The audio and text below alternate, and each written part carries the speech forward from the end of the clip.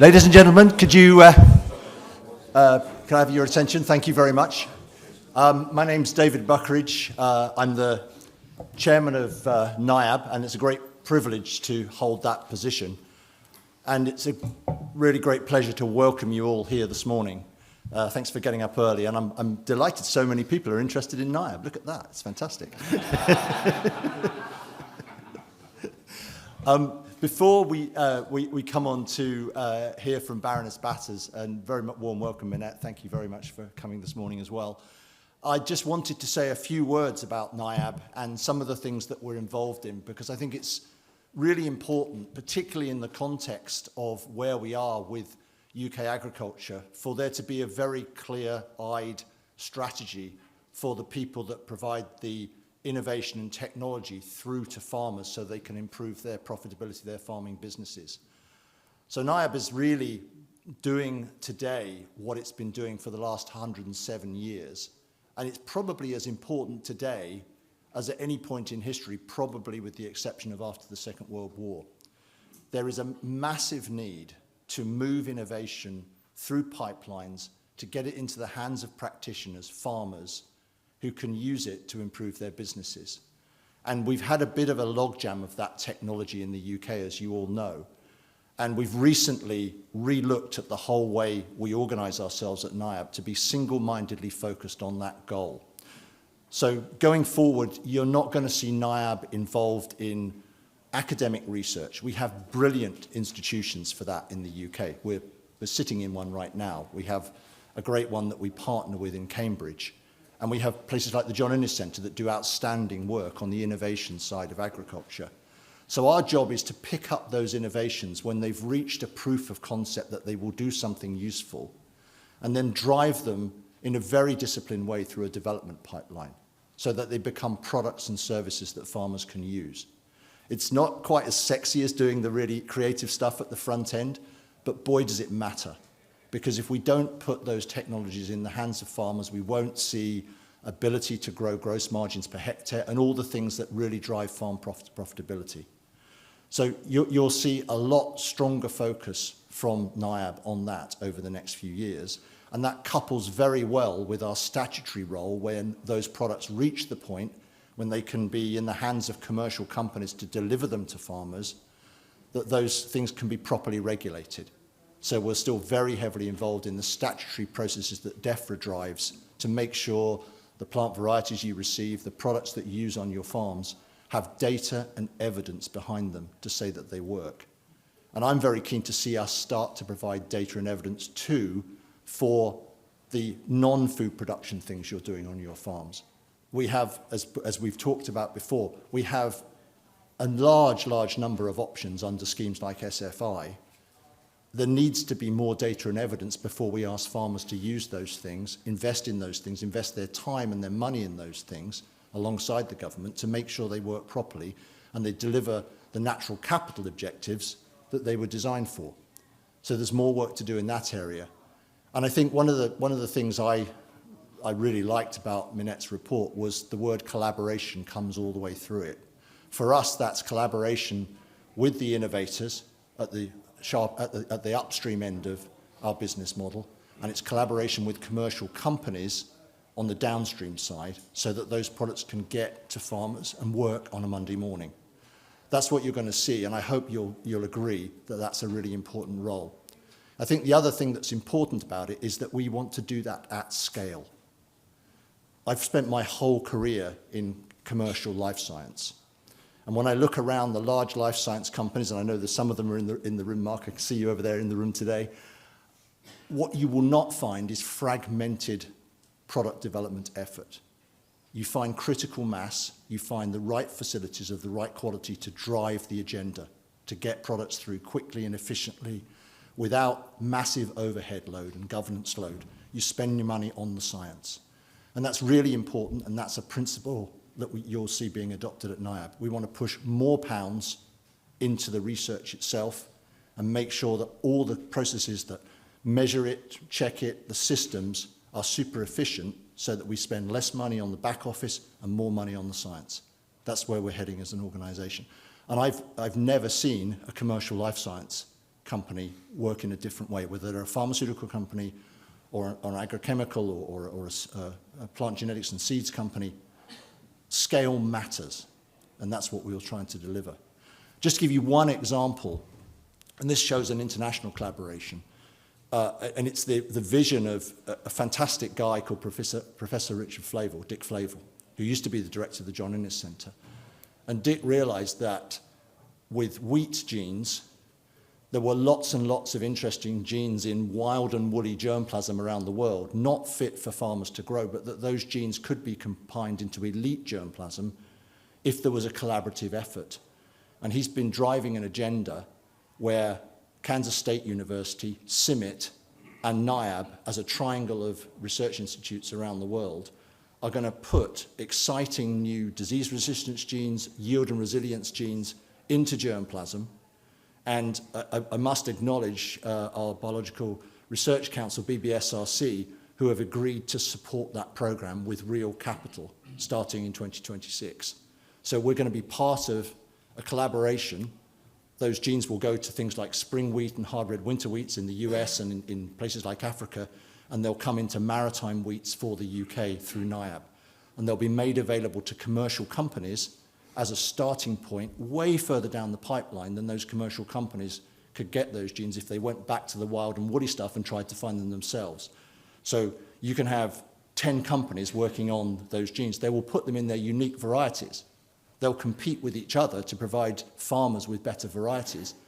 But the basis of those new genes for resistance, those new genes for resilience and yield, will come from one collaborative program that Niab will be the cornerstone of for the maritime wheat area.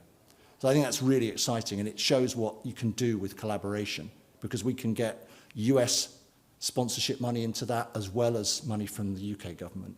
And then we'll ask the commercial companies to contribute and push that forward themselves. Once the pump has been primed with government money, we'll get the commercial companies to move it forward. Very exciting.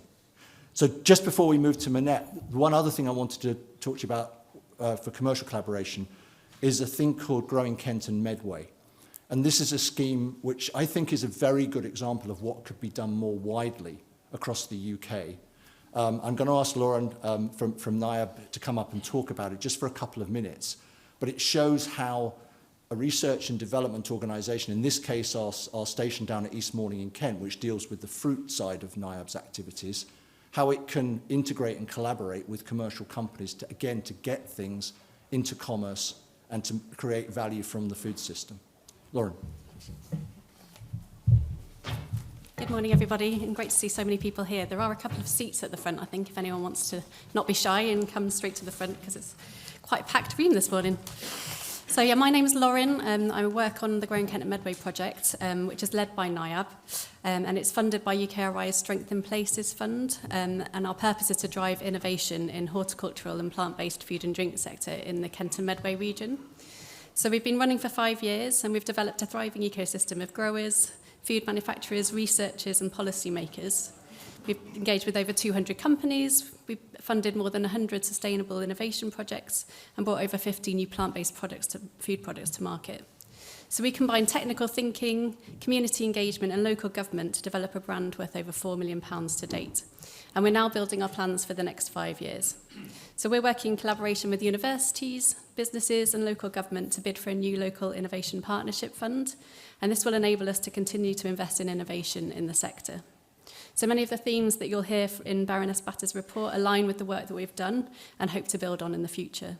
So the importance of a biocircular economy, finding new uses for food and agricultural surplus, functional food innovation to improve the strength and link between nutrition, affordability, and health outcomes, productive supply chains and food security, smart and resilient horticulture, so leveraging digital systems and biotechnology. And we really strongly believe that a healthy and sustainable food system should be high on the national agenda.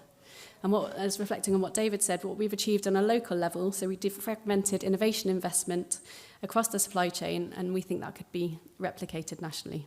So we're delighted to be partnering with Baroness Batters today on her report, and happy to talk about the work we do on Growing Kent and Medway later. So enjoy this morning's presentation and enjoy the rest of the conference. Thank you. Lauren, thank you very much. So look, without any further ado, Baroness Batters, very warm welcome to you. And I know people are very anxious to hear what you've got to say. We'll try to use the full time from now on for Minette's report. And I know if there are some questions, she'll be very happy to take them. But I want to make sure that you hear everything she's got to say to put the colour around what you've read on the pages. So Minette, warm welcome. Thank you very much.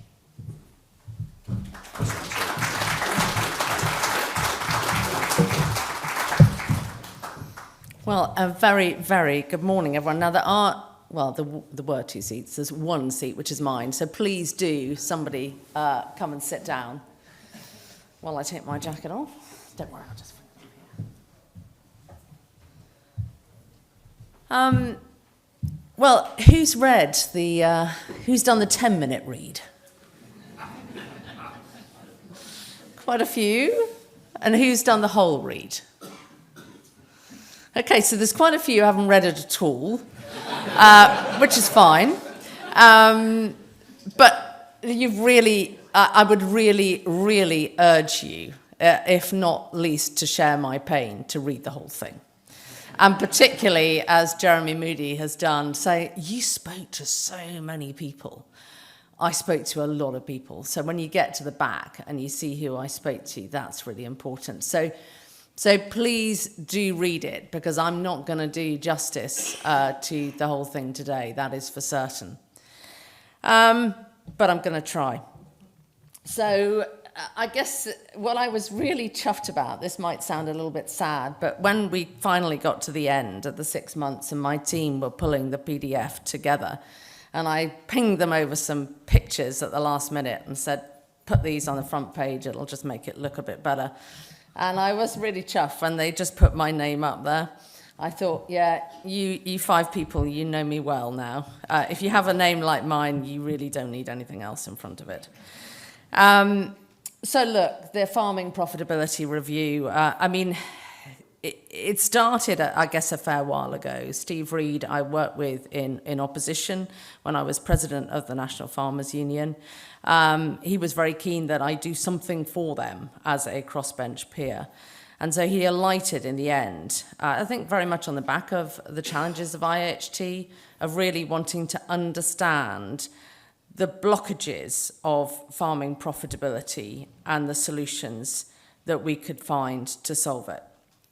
So obviously I am a farmer myself. A lot of people tend to forget that, but I am farming myself. This is my farm. That is a herbal ley on the right, and that is a cover crop on the left, and that is our flower garden at the bottom. So while I was doing this review, I tagged every single spring calving cow's calf. I didn't put a picture of the loos that I clean in our wedding venue because I didn't think you'd like to see that. But I delivered all our flowers. I am a working farmer. I am a tenant farmer on a relatively small farm with a landlord who is a very good landlord, but continually puts the rent up on a 3-yearly rent trajectory. So I really know what it is like. I really know the challenges, and I really know the journey that we have been on. And when you read my report, you will read that there is a very clear evidence base. And I'm just going to move on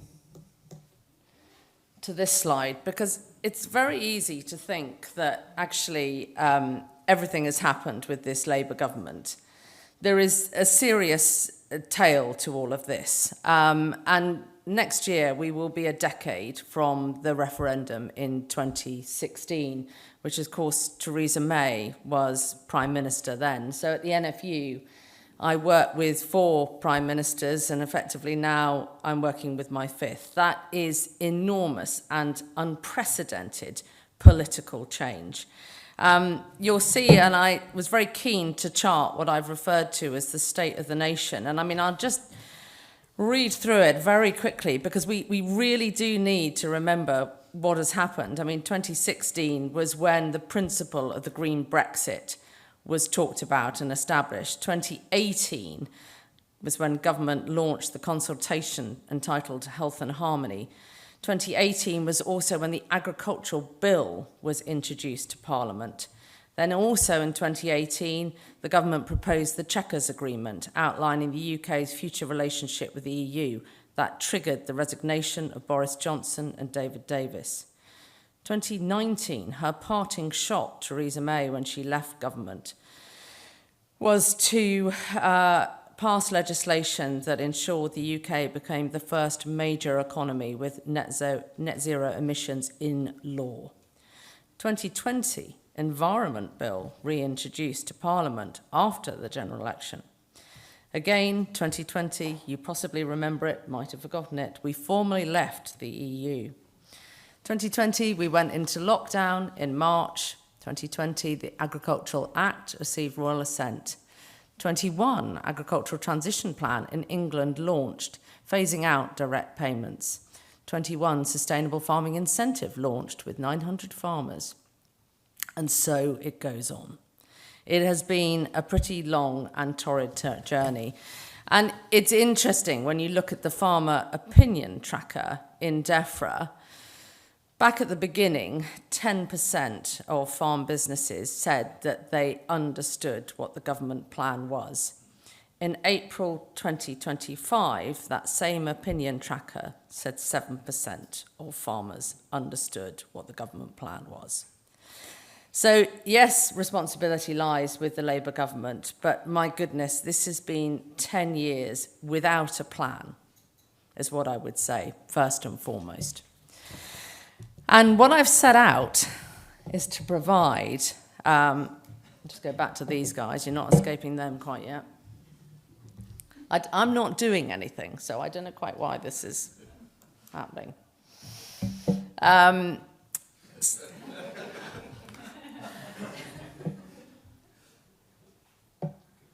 We'll leave it alone and hope that it doesn't. No?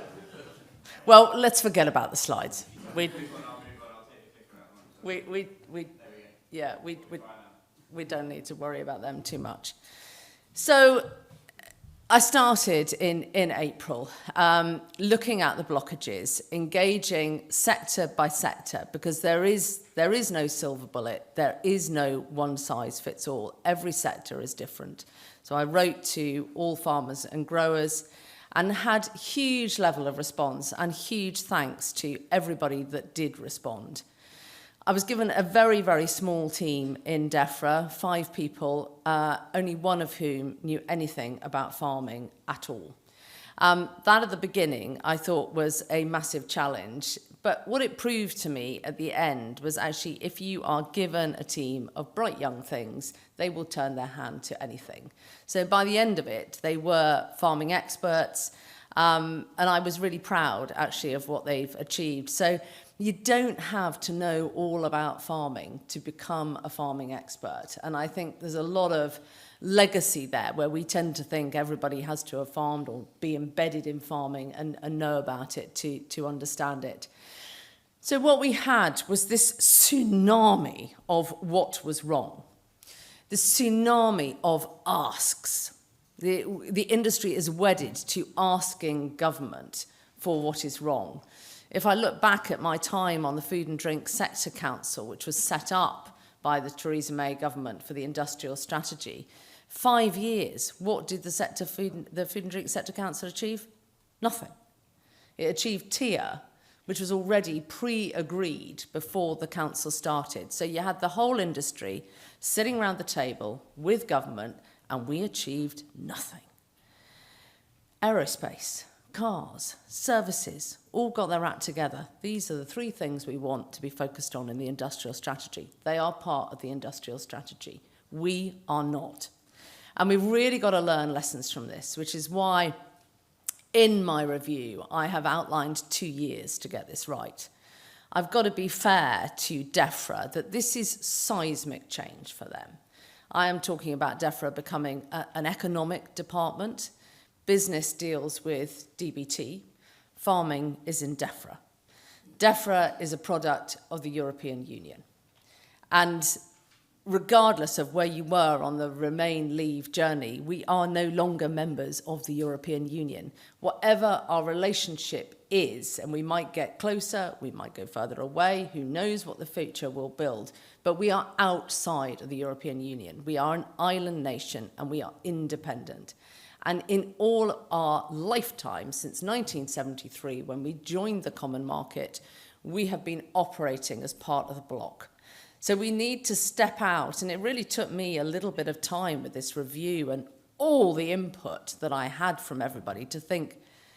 And I had a lot of people saying, don't do the big stuff, don't make any changes, leave it how it is, just do the small stuff, focus on planning, focus on on-farm reservoirs, focus on permitted development rights, don't do the big stuff.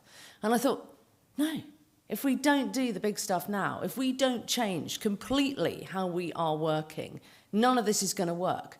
And this industry has to stop kicking the can down the road. So 2 years, and if we don't act, and if we don't deliver on the vast majority of this, we're in trouble and we're going to see a different industry. But to reassure you, I was really excited by the time I'd finished writing this review. As a farmer myself, I thought, this is doable. It really is doable and it can work. So, sorry to start off with those guys, but we got to remember where we've been in order to understand where we've got to go in future. These were the principles, basically, that I set up on which to work from. Very much focusing on growing the British brand at home and abroad. I've tried, when you read it, you'll see I've tried to make it non-governmenty. It's a personal report. Yes, it's for government. I could have written a fantastic report for farmers. I know that. It wasn't for farmers. It was for government. So what I've tried to do is to make farming be understood by government. And don't forget, I had a change from Steve Reed to Emma Reynolds. And Emma Reynolds and Angela Eagles, as farming minister, have very, very little farming background. And, you know, they took me on in the latter stages of this review. They didn't have to take me on. And I really do pay credit to both Steve Reed for commissioning this review and Emma Reynolds for keeping it going. I've been really clear throughout. I will write this. I will write what I want. If you try and change it, I will not stand behind it. And they have backed me, all of them, on that, and credit to them, because that has not been easy, and there's been opposition in other departments, particularly the Treasury, of why I would be allowed in to do this. So growing the British brand at home and abroad is important. Farm, I mean, I wanted, as I say, non-governmental language. So farm is food, agriculture, rural matters. It's not just about food. I was really struck with my first meeting of Richard Stanford at the Forestry Commission when he said, we might have a plan to build all these houses. We have a no plan at all for timber. You know, we import a lot of our firewood from Belarus, and we have no plan for commercial timber. So it's really important that we spread this beyond food, and I'll come on to all of that in a minute. Growing income to farmers from private sector and environmental and nature markets is absolutely key. I mean, a lot of my early conversations in DEFRA were, well, why does the environment need to be profitable? And I said, because if you're a farm business and you're taking land out of production, obviously there is a cost attached to that. And I said, when you've got rid of BPS, farmers are going to have to farm that land harder. They won't be able to afford to take land out. So you've got to have a profit margin in all of this. Raising the productivity bar, this is the really important thing. I'm going to come on quickly onto the evidence base, but we really need to help that mid-performing farmer step up and stay there. There was a lot of people, a lot of farmers that said to me, oh, you don't need to worry about the lower performing farmers. The top performing farmers are producing the bulk of the nation's food and they're fine. They're not. We'll come on to it. Recognising the active farmer principle, I have been wholly against delinking and removing focus from the people who are producing the food in this country. We really, with the future of the SFI, we need to be focused with a limited budget on where it goes and what it's spent on. And so the active farmer principle, DEFRA knows who's farming. They know who's farming, and one of the good uses of all the regulatory burden is that they know who we are. So if they know who we are, they really need to target the approach to active farmers. Enshrining fair dealings and transparency in law. I was intrigued to see the grocer having a pop at me yesterday and saying that I was talking nonsense about enshrining the golden rules in law. And very quick to point out, well, I engaged with everybody, and this was a key ask of the NFU. Nobody knows their members better than the National Farmers Union, because they effectively are the ones that make the GSCOT work and coordinate with Mark White. So if members are saying it, it really does need to happen. And the moment someone starts telling me it's nonsense from outside, I automatically think, well, it definitely needs to happen. Provide financial certainty by establishing a Whitehall blueprint. This is key. Planning is a disaster area because, again, DEFRA doesn't deal with planning. HMCRG deals with planning, and they don't deal with farming. So we have to have a blueprint, permitted development rights, on-farm planning. We really need to focus from the top. So local authorities have a way of just saying, yep, this is what we need to do. It's going to deliver better animal welfare outcomes, better environmental outcomes. We have to be able to store water on farm, and as the grid expands, it's a no-brainer to have rooftop solar and individual turbines on our farms. So those were the principles to start the journey. I just want to quickly touch on the evidence base. So our top performing farmers, they are 25% in the top performing farmers. They are farming 32% of land area, and they are 30% of output. The worrying thing with the top performing farmers is only 8% out of the 25% say in the top performing over 5 years. The mid-performing farming businesses are farming 57% of land area, and they are 65% of output. So that is the really core focus for me, is that mid-performing farming business, farming the 57% of land and nearly 65% of output. How do we help them just step up? But more importantly, how do we help them stay there? And don't just think this is about business efficiencies, because the Treasury was very keen to challenge me on, well, there are a lot of inefficient businesses.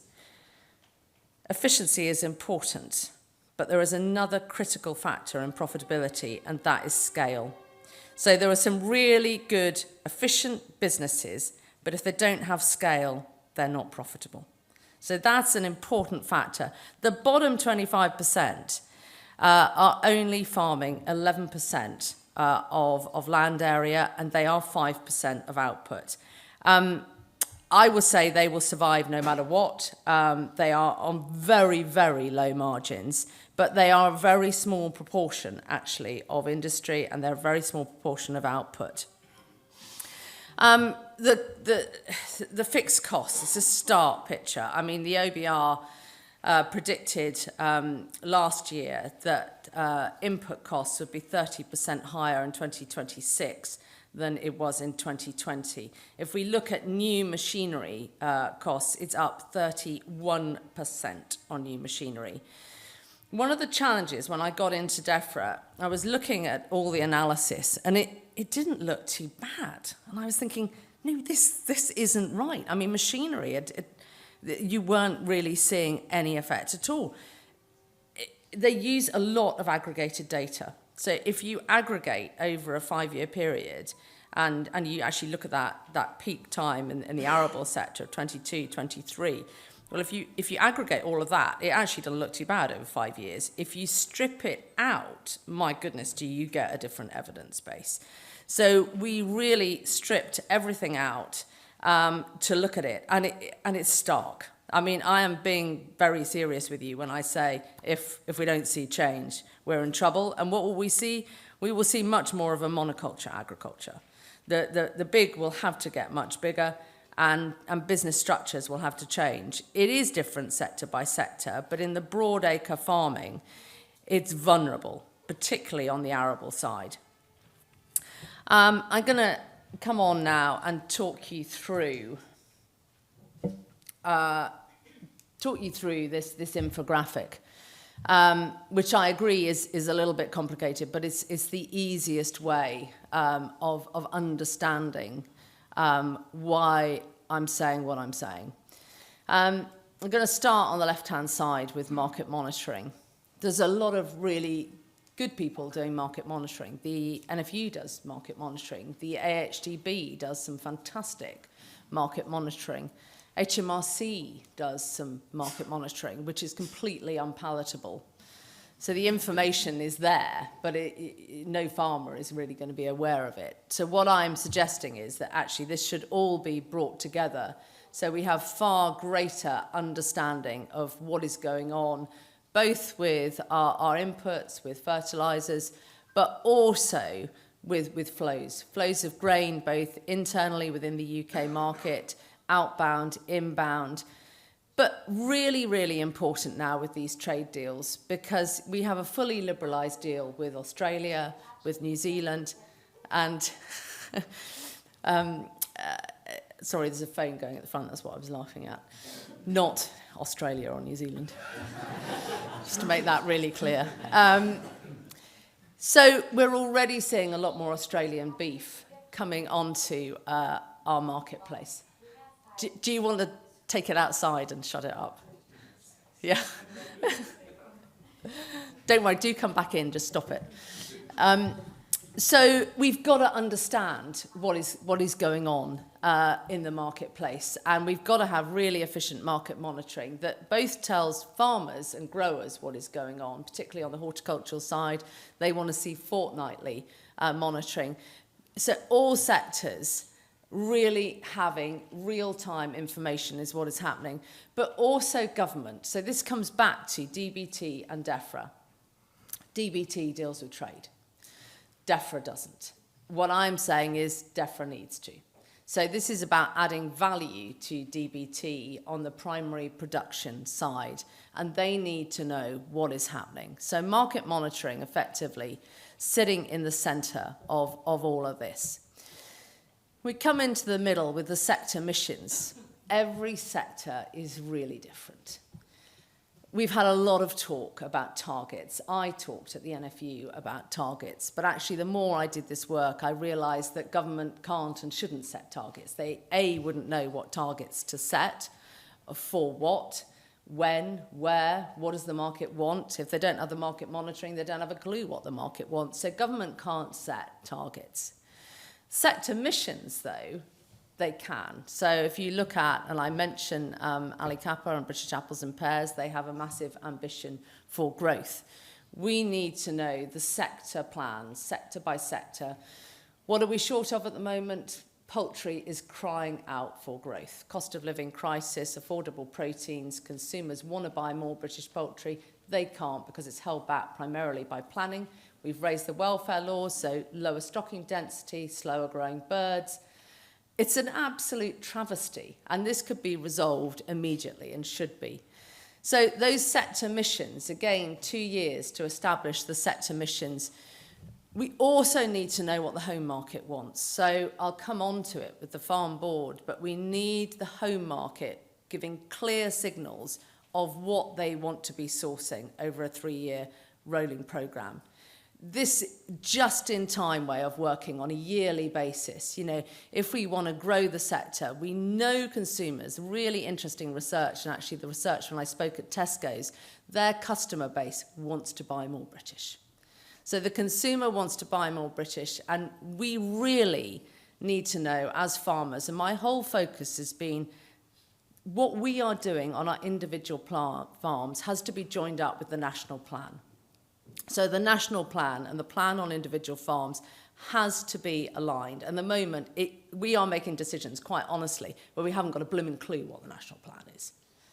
So that's essential. So those sector missions also, and I'll come on to it, on commercial research. You had a bit of a taste of it on the brilliance of Niab and Kent Medway as to what is going on, but we need to see seismic change in this area. So establishing those sector missions. Let's come down into what I'm calling the Great British Farm Advisory Board. Now, this isn't new, but this is solving the problem of what I talked about at the beginning with the Food and Drink Sector Council. if we don't change the way we work, I tell you exactly what will happen. Government will sit round the table, the industry will come and sit with it, and the industry will tell the government everything that they're doing wrong, and they will lobby, and nothing will happen. And everybody will get fed up and cross and go home, and that's where we'll end up. So we've got to change the way we do this, which is why I talk about establishing 2 balanced scorecard approaches, effectively KPIs, so that we do this in measurable terms. And my first recommendation in the report, where so many things stem from, is that agriculture is only valued at 0.6% of GDP. And the point I make is that I have been told time and time again that it really could not matter less. So it is about recalibrating the value of agriculture in measurable terms. We need to know what the home market wants, what those sector missions are. We need to then be ambitious across retail, out of home, government procurement and exports. If we're going to grow exports 30% by 2030, we have to know what we need to be exporting. We've opened up India for apples. We've yet to get an apple out to India. You see what I mean? We managed to produce more milk than any other country in Europe last year, partly because we are not focusing enough on market monitoring. As we import more Australian beef, we will need to be exporting more.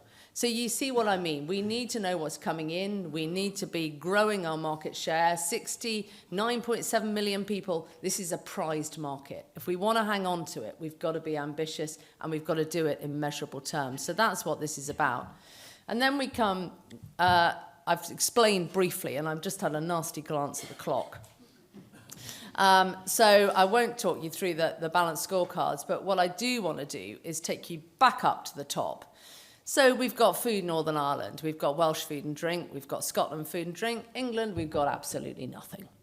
And what I'm saying is we should be establishing Food and Drink England, and there are several reasons for doing this. One, resilience at a local level. We have a national distribution network that is vulnerable when it's under attack. So the cyber attacks that really challenged the Co-op and Marks and Spencer's, the Orkney Islands ran out of food when the Co-op cyber attack happened because it literally shut down.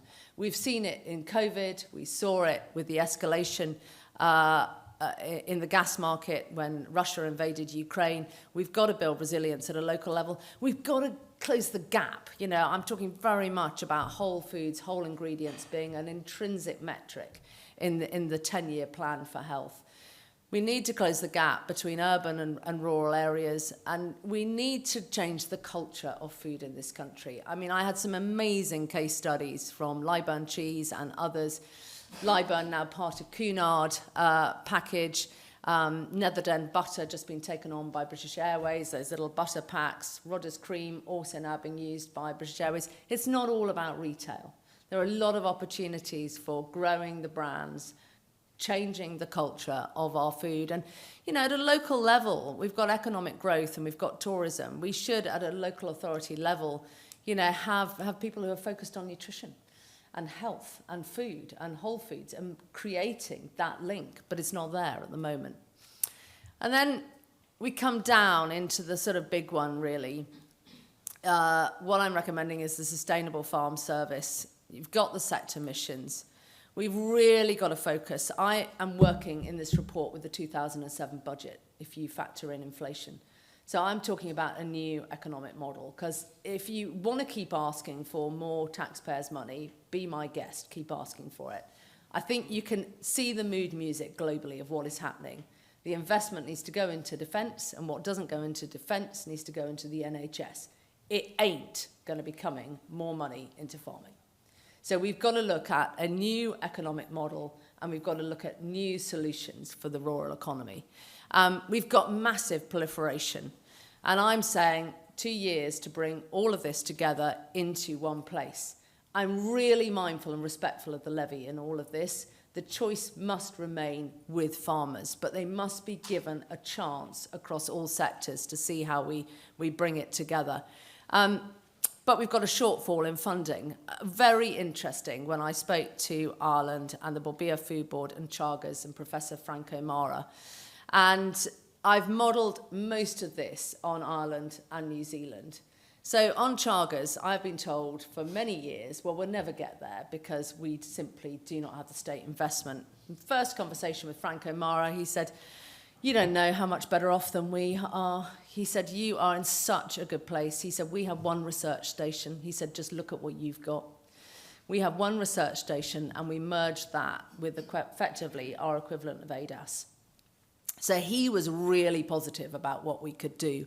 And I've been talking to Defra and Anjali, the government chief scientist, about how we bring BBSRC and Innovate UK together on the back of the sector missions. In the first instance, for a big funded commercial research project, particularly focusing on drying, pelletizing waste nutrients at a scaled focus. So sewage sludge, poultry litter, dairy slurry, we've really got to scale up. The technology is there. There's issues around microplastics, but there's a danger that we are exporting our research. And what I want to see us doing is really well-funded commercial research projects that we then export when we really have the knowledge base and the intelligence behind them, rather than just at the moment, UK agritech is part of the industrial strategy, and there's a real danger that we lose what we've got. So you can see AHDB, TIA, and UK Agritech Centre have got 3 years working with the sectors to develop this. They might not. They might get to the end of 2 years and say, no, we can't do this. We don't like each other. We're going to go back to how we were. That's fine. It'll be an absolute travesty, but that's fine. It wasn't for me to dictate to the industry.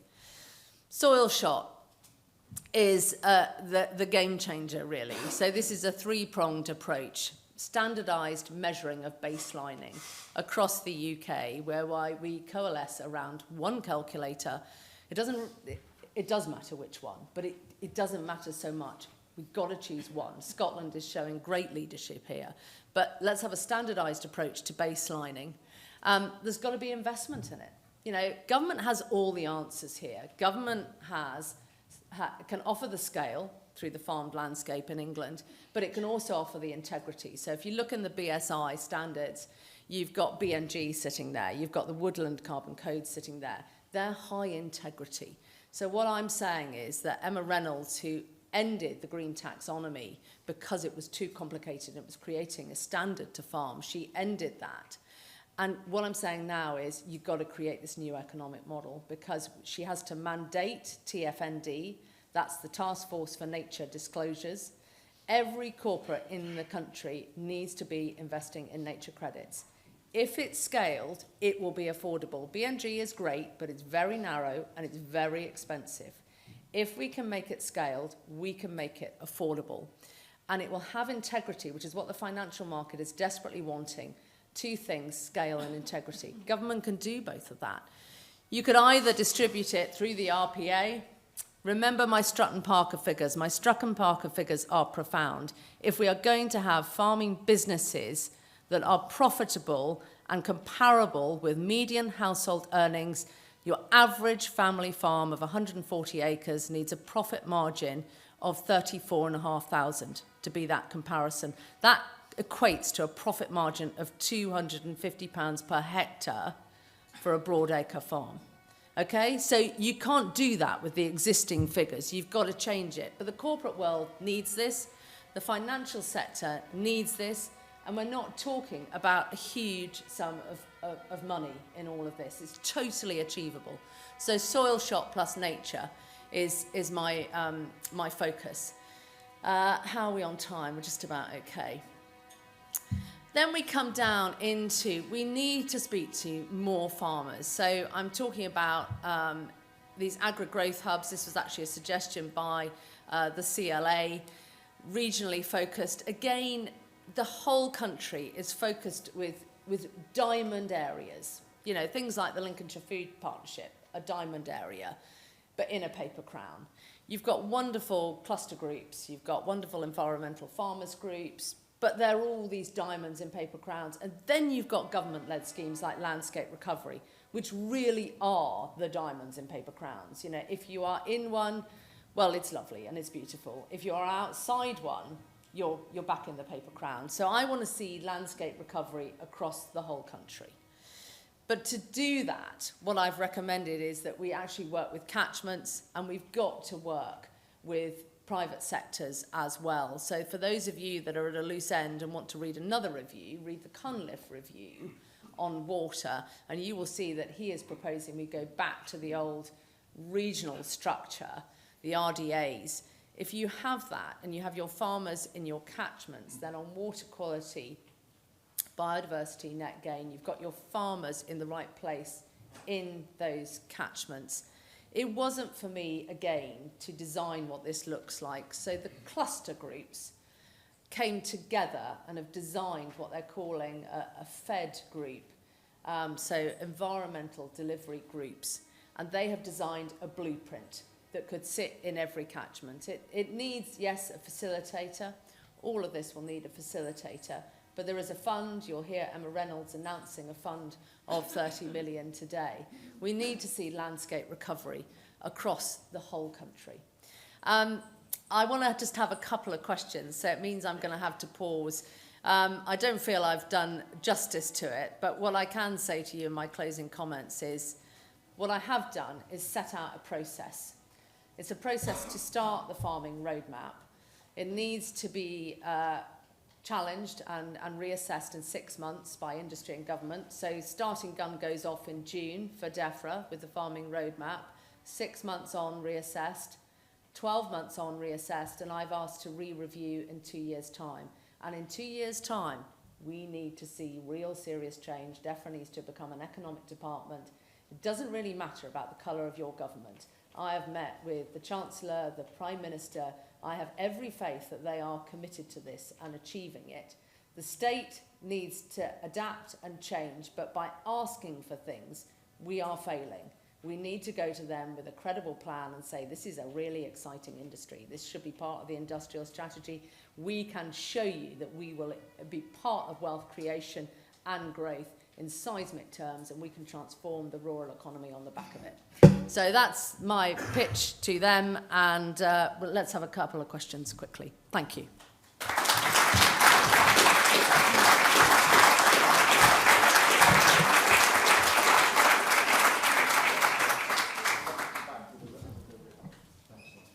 We've got a microphone to come around just because I think it's being recorded. Thank you very much. Conscious time's very short. Just a quick question about scale. You talked about the importance of scale. You talked about trying to move the mid-tier up. And I just wondered how those two sit together. Does it mean that we are going to lose people out of the mid-tier as they achieve scale? Or is scale something different where there's room for everybody? Scale isn't something we can do anything about. I mean, I would love a larger farm, but I don't have a larger farm, and my landlord has no plans for me to have any more land. So scale isn't something that is in many of our control, but it's part of my evidence, because what I wanted to show government was that this isn't all about businesses just being efficient. The scale bit is a key part of profitability. Don't forget, this review was for government, not for farmers. So what it does show is that if we want to retain the farming structure that we've got now, we've got to have a new economic model, because we're working on a 2007 budget and we're expecting much more of our farmers. Don't forget the NFU work that showed actually you needed 4 billion if you wanted to deliver on these environmental targets. So that's the challenge. You need many different things. Scale isn't within our gift, but I wanted to show government this isn't about inefficiencies on its own.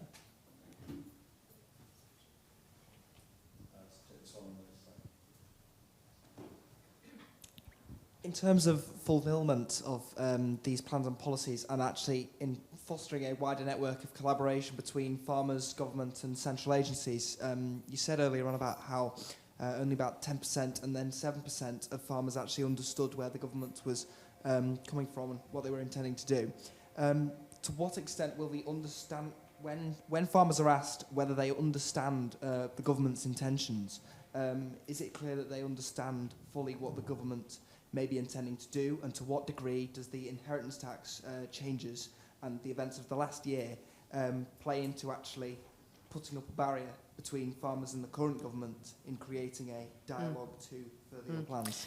Look, IHT, I mean, I make the point, and all the people that think there is this amazing conspiracy going on, there is not. I sometimes wish there could be, but there isn't. The joys of number 10 grid and wanting to get things out before the end of the year across 20 departments. Look, IHT, you never get everything you want, right? This is a really good result for the industry to get what we've got. It's not everything, but it's a really good result. A lot of people will be able to sleep at night. We need to move on. If we keep going in this one place, we are going to fail our farmers, and government will walk away from us.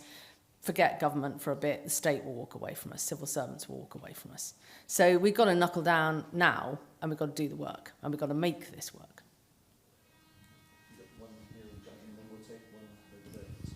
Thank you very much. Your report is showing a really complex system with full integration with government and all of its various limbs. Do you think that the sector works best that way, and do you think that it is helped or hindered by the more militant edge to the sector that we're hearing outside today and we heard last year, which seems to be a bit of a new development? I think it's welcome to the world of social media. We live in a new era, whether we like it or not. It's the era that we live in, and so it's the era that we will remain in. When I spoke to, look, there's no farmer across the world that's living in the land of milk and honey. You know, there is no country that's saying, yeah, we got this right. It's fantastic here. But there are great examples of countries where it's working a lot better than it is here. New Zealand is one, Australia is another, Holland is another, Denmark and Ireland, where I focused a lot of my work, where they are preparing their strategic plans together. They are focused on their exports together. You know, I make the point that Zippy DeVal was over here representing US farmers in our parliament for a week. We have yet to send a farmer on a trade delegation. And the Prime Minister, when I mentioned this to him, was clearly shocked. And he said, well, why didn't we have farmers come into India? And I said, I'll tell you why, because DBT organises trade delegations and they don't deal with farmers. So this is why the complexity that you refer to in my report is there, because we've got to do it differently.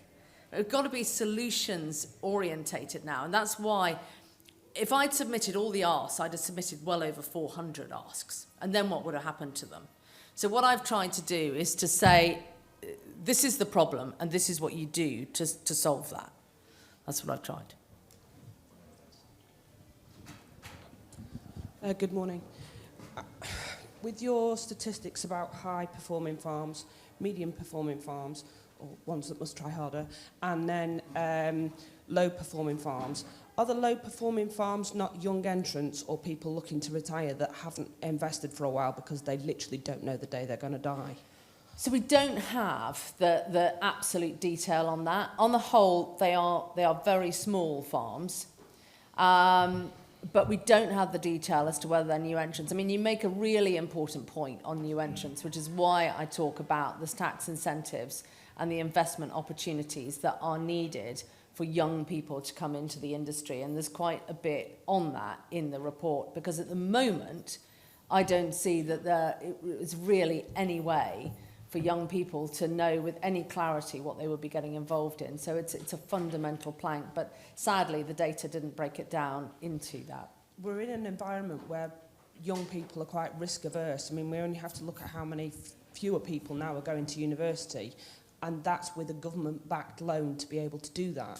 So there's no government-backed loan for young entrants to go into farming, and that definitely needs to be something that's pushed. Have a look, because it's all in there. Blue stripy shirt and ferry. Thank you. Do you think there's still a battle between productivity and environmental delivery, whether that's kind of ideological or practical? Yeah, massive, Helen. And I was really, I mean, I knew that not everybody was going to be supportive of what I'm saying, but I think broadly most people are. I was bitterly disappointed when WWF said, oh, there isn't enough on climate change or environment. my God, I want to see nature on every single farm. I've gone to the effort of creating a model as to how that could be delivered. I've talked about the baselining, the need to establish soil shot, the need to establish a commercial research project to really decrease our impact but increase our yield, all the things that we've been talking about for so long. And the NGOs must come on board with this. They must come on board with it, because if we are just going to keep piling more and more money into the nature reserves, government will never be compliant with the Environment Improvement Plan. We will not decrease the impact to maintain or grow the yield. And they've really got to wake up and smell the coffee. I mean, whoever is a journalist in here reporting it, report it gently and carefully. But we can't keep on saying, no, no, no, it needs to be this. They've got to get behind this, and they've got to make it work, because that productivity point is fundamental. And I think we're at a really exciting point now with precision breeding as to how we can transform the sector. That will be massively business beneficial, but it will be planetary beneficial. And wouldn't it be great if the UK, like we did with AMR, could get back to being a global leader in this area?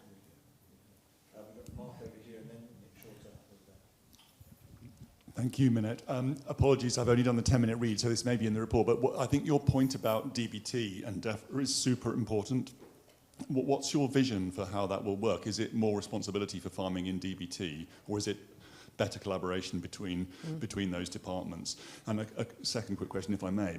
What do you think about the EU reset? I don't think the Prime Minister, and perhaps more of this government than that, see British farming as the independent entity that you described it as at the beginning of this talk. The reset is a full reversal of Brexit from our perspective for agriculture, and a challenge. The countries that have done what we're proposing, Switzerland and Norway, are not the same size as us. I'm just anxious of time, so I'm going to pile in an answer. So it has to be about collaboration. I mean, I did question at one point whether I shouldn't be recommending that farming goes into DBT, but that doesn't work. So it's got to be about adding value to DBT. That's the only way. So it's about collaboration. On your other point on EU reset, look, they're going to do what they're going to do, and believe you me, the Commission is going to nail this down in the tightest coffin that ever existed, because they know what is running down the track with Nigel Farage. So they're going to do what they're going to do. I think looking at the positives in all of this, it's great that the Irish have the presidency.